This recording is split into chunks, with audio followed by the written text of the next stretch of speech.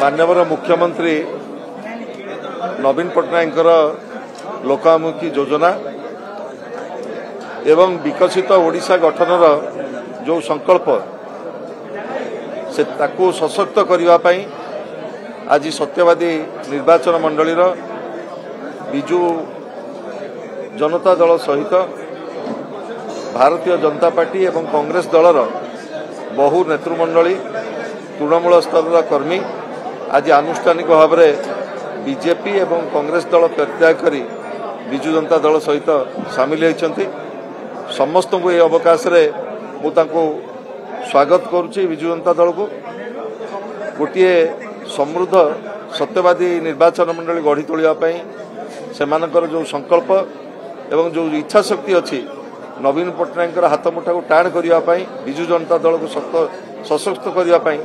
तांकर जो इच्छा शक्ति अच्छी से मुझे आज स्वागत करुच्ची आशा करुच्ची समृद्ध सत्यवादी गठन में से बलिष्ठ योगदान एवं आसंता निर्वाचन में विजु जनता दल को एक बृहत विजय से देवे विशेषकर सांसद